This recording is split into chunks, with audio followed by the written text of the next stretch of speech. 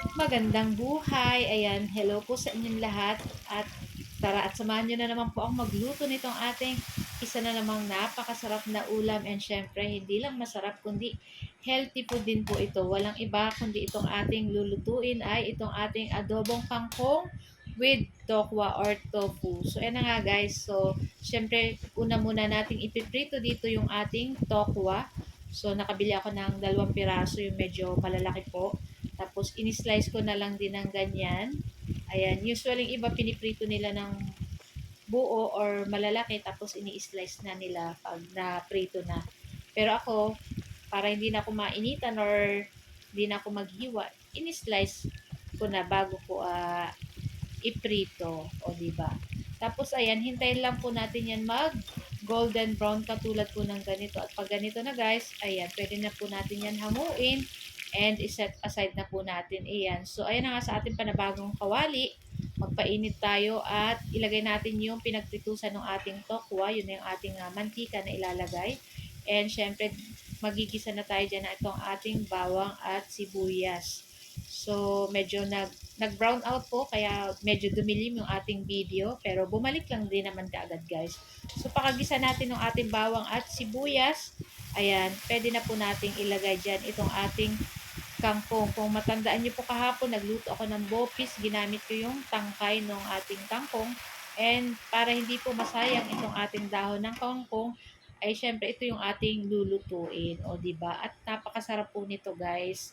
Ayan, na-miss din namin yung ganitong luto. So, after nga ninyan guys, nilagyan na natin ng toyo at maglalagay na tayo ng pamintang durog para sa pampalasa. Pwede nyo pa pong lagyan kung ano po ang gusto nyong ilagay.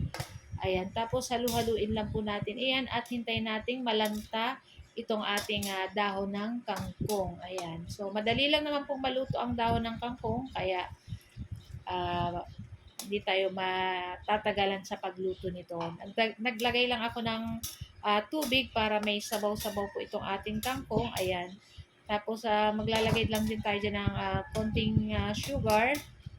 Ayan, para mas masarap po. Ayan, medyo may konting tamis. Konti lang naman. Pero kung ayaw nyo pong lagyan, pwede nyo naman pong hindi lagyan. So, konting-konti lang po yung nilagay natin dyan. So, na nga. At okay na rin to guys. So, syempre yung ating tofu, ayun, last natin yun na ilalagay pag madali nang maluto itong ating um, kangkong. Ayan. So, meron din po ako guys palang pinirito nga pork. Ayan. Marinate ko lang yun sa toyo, kalamansi, bawang, at paminta. Tapos, ayan. Yun yung ating ipiprito din. So, yun na nga at okay na rin to guys. So, pwede na po nating ilagay dito yung ating napakasarap na tokwa. So, dinami-damihan ko na yung tokwa guys kasi yung aking 3 sons mahilig naman sa tokwa. Ayan. So, napakasarap po nito guys at itry nyo na rin pong lutuin. So, guys, ayan, ito lang po ang ating video today.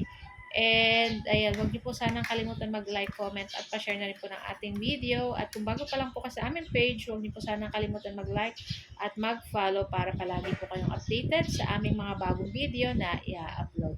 So, guys, tara na at kainan na! Bye!